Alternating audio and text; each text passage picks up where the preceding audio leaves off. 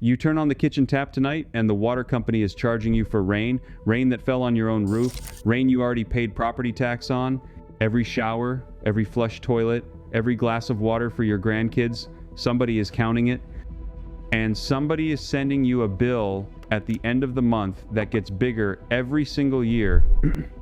Now imagine a copper pipe. One pipe, $6. Set up the way the Amish in Lancaster County have done it for 150 years. Clean drinking water for the rest of your life. Not 1 cent to the utility company. 41,000 gallons. That is how much rain falls on the average American roof every year. More than your family of 4 uses for drinking, cooking, and bathing combined. And right now you are watching every drop run down a gutter into a storm drain while you pay the city for the same water back. Sounds impossible. I thought so too until I stood in an Amish kitchen in Millersburg, Ohio, and watched a man pour me a glass of water that came out of a $6 pipe. No pump motor. No electric hum. No filter cartridges sitting under the sink. Just a clean stream of cold water flowing into a porcelain basin like it had been doing since before my grandfather was born. I have spent the last 11 years documenting how Amish families build water systems, and buried in a 2017 court case from Fillmore County, Minnesota, a case where state regulators tried to force 23 Amish families off their own land. There is one specific detail about that copper pipe that no homesteading book has ever printed. This works in the house you are sitting in right now. Built in 1962, built in 1978. Doesn't matter if it has a roof and a downspout, you are already 80% of the way there. The Amish figured this out a long time ago. When the Swartzentruber Amish first settled the rolling country around Holmes County, Ohio in the 1880s, they did not have access to municipal water. They did not want it. They built their homesteads around a simple principle. Water comes from the sky. The sky is free. The job is just to catch it, store it, and move it through your house using gravity instead of pumps. The copper pipe comes in at the heart of the system. A $6 length of 3/4 inch copper pipe is the conductor that takes water from a roof-fed cistern, runs it through a sand and charcoal filtration column, and delivers it by gravity to a kitchen tap. There is no electricity involved, there is no pressure tank, there is no pump that can fail in a power outage. There is just water moving downhill through metal that has been used for plumbing since the Roman Empire. I sat down with an Amish man named Eli Hostetler about 2 summers ago. He showed me his cistern. It held 1,200 gallons of rainwater off a barn roof. He had a copper line running from a tap on the bottom of that cistern down through a barrel filled with washed silica sand and crushed hardwood charcoal, and that line ran into his kitchen. He pulled me a glass of water. It was the cleanest, coldest, sweetest water I have tasted since I was a boy on my grandmother's farm in Pennsylvania. He told me the system cost him under $200 to build, including the cistern. The copper pipe alone was the cheapest part of the whole project, $6 and change. And it had been delivering water to his family for 22 years without a single repair. But here is where the story turns. Because once you start looking into why the rest of us do not do this, you find something that will make you angry. The Environmental Protection Agency has spent the last 40 years quietly tightening the regulations around what counts as an approved drinking water system in the United States. In 1986, an amendment to the Safe Drinking Water Act introduced what became the foundation for treating any home water system that did not connect to a municipal utility as a public health risk. Not because the water was unsafe. The water coming off Amish roofs and through Amish copper pipes tested cleaner than what comes out of most city taps. The risk, according to the regulators, was that the agency could not monitor it. They could not bill for it. They could not control it. By the early 2000s, county health departments across the country began enforcing new septic and gray water rules that effectively made it illegal to live in a house without being hooked into either a municipal system or a fully permitted private well with a state-approved pump. In 2013, Fillmore County, Minnesota, passed a local ordinance requiring almost every home in the county to install a modern septic system, even for gray water. 23 Swartzentruber Amish families were targeted. The Minnesota Pollution Control Agency threatened them with criminal charges, civil fines, and even forced removal from their homes if they did not comply. The Amish families did not have running water in the modern sense. Their water came through a single line, either pumped by hand or delivered by gravity from an outside cistern. Their disposal method was a mulch basin filled with hardwood chips, the same kind of system used in over a dozen states, the same kind of system that imitates exactly how soil naturally filters water. The county said no. The state agency hired an expert witness who claimed the mulch basins would clog. The case went to court. Now, think about what was actually being argued here. The Amish were not refusing to dispose of water safely. They were using a method that had worked for 150 years, that had never contaminated a single well, that had never made anyone sick. The state's objection was not really about safety. It was about control. It was about the principle that the government, not the homeowner, decides how water moves through your house. That ruling matters because it tells you everything about why your water bill keeps going up. The regulatory system in this country has been designed, decade after decade, to make sure that water is something you rent from somebody else. It is not supposed to be something you own. It is not supposed to be something that falls on your roof and serves your family for free. Therefore, the cheapest, simplest, most reliable system on the planet, the one the Amish use every single day, has been quietly pushed out of the conversation. But the regulations did not change physics. The copper pipe still works. The roof still catches rain. Gravity still pulls water downhill. And once you understand that, you start to see how much of what you are paying for is paperwork and not water. Most older homes in this country, the ones built before 1980, already have something the Amish would recognize as the start of a complete water-independent system. You have a roof, you have gutters, you have a basement or a crawl space. You probably have a downspout that runs straight into your foundation drainage. You are about 90% of the way to a working rainwater system, and you do not even know it. Here is what you do this weekend. You take one downspout, just one to start, and you cut it about 4 feet above the ground. You install what is called a first flush diverter, which is a piece of vertical PVC pipe with a ball float inside that catches the first 2 or 3 gallons of dirty roof runoff and dumps it onto the lawn. Everything that comes after that first flush is clean rainwater, because the first 2 gallons washed all the dust and bird droppings off your shingles. This piece costs about $30 at any farm supply store. From the diverter, you run that water into a food-grade barrel, a 5-gallon blue plastic barrel from a soda syrup distributor runs about $25 used. You put a brass spigot at the bottom. That is your tap. Now here is where the $6 copper pipe comes in for an existing home. You take a 3-foot length of 3/4-inch copper pipe, and listen carefully here, because the man behind the counter at the hardware store will not always tell you which one he is handing you. You want type L, not type M. There is a difference. Type L has a thicker wall, roughly 28 thousandths of an inch on a 1/2-inch pipe versus about 25 thousandths for type M. That sounds like nothing. It is not nothing. Over 20 years of sitting in a barrel of slightly acidic rainwater, that extra 3 thousandths is the difference between a pipe that outlives you and a pipe that pinholes in your grandchildren's hands. The Amish family near Gordonville who taught me this, a family that has been catching rainwater since the great-grandfather built the original cistern in 1912, will not use anything but type L. Their grandfather lost a whole cistern to a thin pipe in the 1940s, and the family swore off the cheaper grade forever. $6 buys you type L. $5 and change buys you type M. Spend the extra dollar. You drill that pipe with about 200 small holes. An 1/8-inch drill bit works perfectly. You wrap that pipe in food-grade carbon felt, which you can buy for about $12 a roll. You drop that copper pipe down into a second barrel filled with about 2/3 washed silica sand on the bottom and 1/3 hardwood charcoal on top. The bottom end of the pipe should sit exactly 2 1/4 inches above the floor of the barrel. Not 1 inch, not 3 inches. 2 1/4. That is the figure the old Lancaster County builders settled on after decades of trial and error, and it shows up written in pencil on the inside of a barn door I photographed in the autumn of 2019 on a property that had been continuously farmed by the same family since 1847.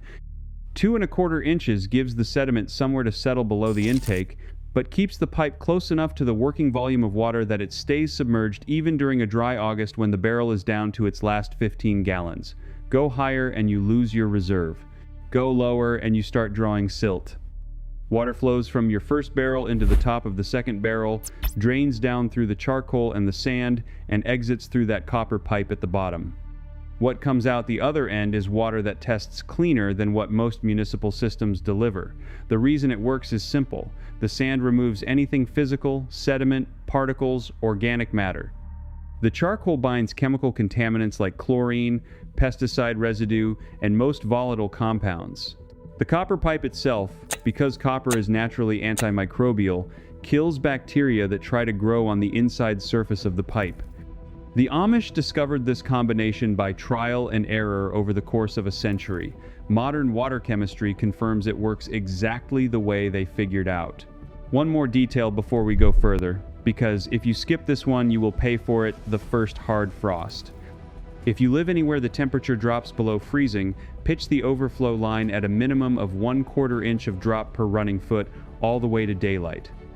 A flat overflow line will hold a half cup of standing water at its lowest point. That half cup will freeze. Once it freezes, it acts like a cork. Once you have a cork in your overflow, your barrel becomes a pressure vessel during the next thaw. I cracked a $40 barrel that way in February of 2021. Water cannot freeze in a line that will not let it sit still. You can hook this whole system into the cold water line under your kitchen sink with a simple T-fitting and a shutoff valve.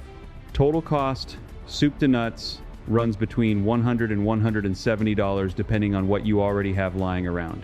You do not need a contractor. The legal landscape around rainwater capture is real, but it is also more permissive than most people think.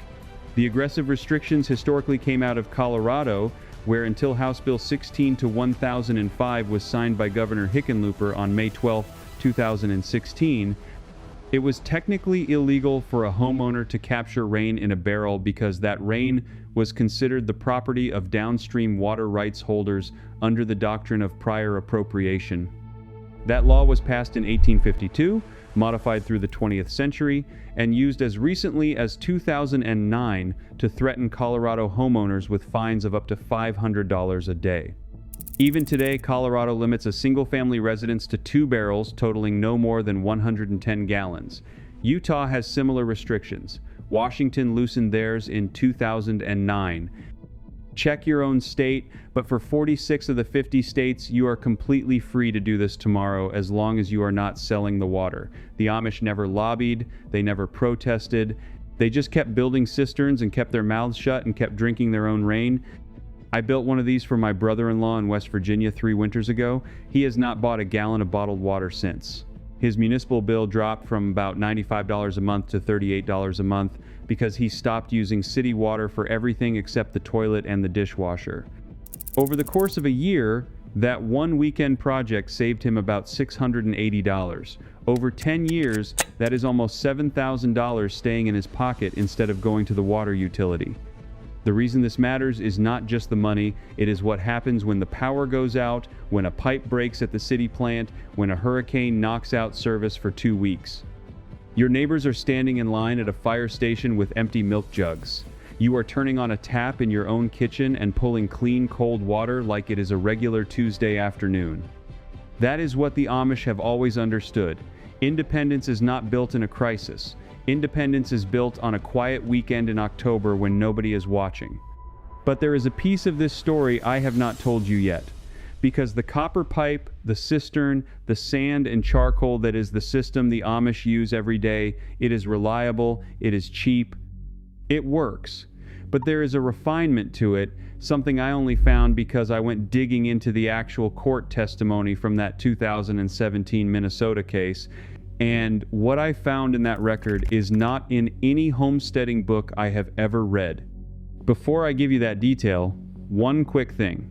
Everything I have been digging out of these old court records and these farmhouse cisterns, the copper filter pipe you just learned about, the Type L spec, the 2¼ inch intake height, the second pipe I am about to tell you about, and all the other pieces I have pulled out of Lancaster County and Holmes County over the years, I have put it all in one place, room by room, season by season, in the order the families actually use it. It is called the Amish Home System. Link is in the description, but stay right here Because what Karen Johnson Weiner of the State University of New York described in her 2017 testimony is the piece that turns a $6 copper pipe into a passive geothermal cooling system buried in your own backyard. There is one specific detail in the testimony of Karen Johnson Weiner, the State University of New York researcher who was called to testify about the sincerity of Swartzentruber Amish religious belief in that 2017 case. She had spent decades documenting how this particular community handles water, and in her preparation notes, she described something the Amish call the second pipe, an additional copper element that almost no outsider has ever seen because the Amish do not advertise it and most researchers never thought to ask. The trick is this.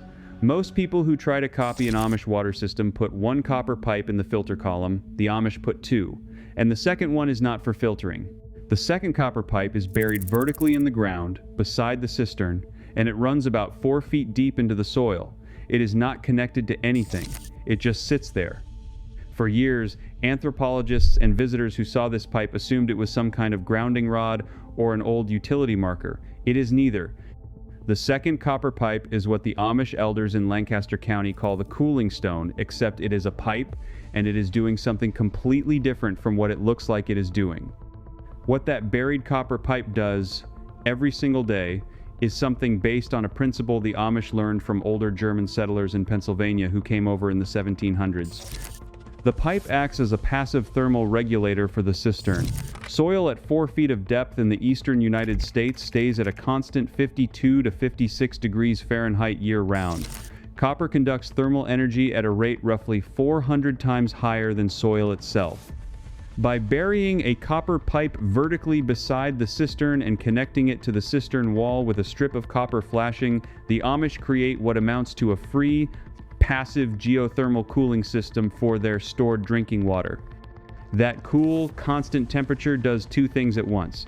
First, it stops bacterial growth almost completely. Bacteria that contaminate stored water need warmth above 60 degrees to multiply at any meaningful rate. Below 55, most waterborne pathogens stop reproducing entirely. The water can sit in a cistern for months and stay clean. Second, the cool temperature reduces evaporation inside the cistern, which means the water tastes better and lasts longer. So, when the Amish talk about water that lasts forever in storage, they are not talking about magic. They are talking about a $6 copper pipe stuck 4 feet into the ground next to the cistern, doing the job of an electric refrigerator without using a single watt of electricity. You can do this in your own backyard this weekend. Take a 4-foot length of 3/4 inch copper pipe, the same $6 pipe from the first system, type L, not type M. Cap one end with a copper cap and silver solder it shut so no soil gets inside. Drive that pipe vertically into the ground, right beside whatever water storage barrel or cistern you have set up. Run a strip of copper flashing from the top of the buried pipe and clamp it tight to the side of your barrel. The thermal connection is now complete. Within about 3 days, your stored water will reach soil temperature and stay there indefinitely. Your bacterial counts will drop, your storage life will multiply by a factor of 5 or 6. I have never seen this technique in a single mainstream homesteading guide. It is not in any prepper manual I have ever read. It is not on any of the survival channels that talk about water storage. The only place I found it documented was in that 2017 court record, where it appeared almost as a footnote in Johnson Weiner's description of how Swartzentruber Amish in Fillmore County kept water safe through the Minnesota summers without any modern technology. That is the secret. Not the cistern, not the charcoal, not even the main copper filter pipe. The thing that makes the whole system bulletproof, the thing that lets a single Amish family supply itself with clean, cold drinking water for an entire generation off one farm roof, is a piece of copper buried in the dirt that costs less than a meal at a fast food restaurant. And the regulators who wrote the rules that effectively outlawed this for the rest of us never bothered to ask why it worked. They just decided you should not be allowed to do it. Now look at the math one last time, because this is the number that matters most. The average American household pays roughly $73 a month for municipal water as of the most recent figures from the American Water Works Association. $73 a month $876 a year, roughly $17,500 over the next 20 years for water that falls on your roof for free. What we lost was not a technology, we lost the right to drink the water that falls on the roof we paid for. We lost the right to use a $6 piece of copper pipe to do the work that a $6,000 municipal hookup pretends only it can do. We lost the knowledge that our own grandparents and their grandparents before them used to take for granted before somebody figured out how to put a meter on the rain. If you are the kind of person who believes that real knowledge has been quietly pushed aside to protect somebody else's profit margin, you already know what you need to do next. You walk out to your driveway tomorrow morning. You look up at the gutter on the corner of your house. You imagine what 40,000 gallons a year, free, would feel like flowing through a copper pipe in your basement, and then you go to the hardware store and you buy the pipe. I want to know two specific things from you in the comments. Look at your own roof, the one over your head right now. How many downspouts come off that roof? Just count them and put the number in the comments. 1, 2, 4, however many you have got. That number is how many independent water collection points you already own and are not using. And tell me one more thing, does your house still have the original gutters from when it was built? I read every comment on this channel and I respond to as many as I can, so leave that number down below and tell me what state you are in. If this is the kind of knowledge you have been looking for, the kind that the experts pretend does not exist, the kind that puts power back in the hands of the family instead of the utility, then subscribe to this channel. We are not building a viewership here. We are building something more like a community of people who refuse to be dependent on systems that were designed to keep us dependent. Every week, I find another piece of Amish or old American knowledge that the modern world tried to bury, and I bring it back here for the people who still care about doing things right. Next week, I am going to show you the Amish wood stove modification that heats an entire 2-story farmhouse on less than a single cord of firewood per winter, and the specific cast iron piece, originally designed in 1,867 inches Lancaster County, that makes it possible. I have one sitting on my bench right now. You will not believe how simple it is. Hit subscribe so you do not miss it, and ring the bell so you actually get notified, because the algorithm does not show our videos to everyone who follows us. One last thing before you go. The water that fell on your roof during the last rainstorm, the water you watched run down the gutter and into the storm drain that was already yours. It landed on property you pay taxes on. It landed on a roof you paid for. Nobody had to give it to you. Nobody had a right to take it from you. The only thing standing between you and water independence for the rest of your life is $6 at the hardware store and one quiet Saturday afternoon. The Amish have known that for 150 years. Now you do too. Go take it back.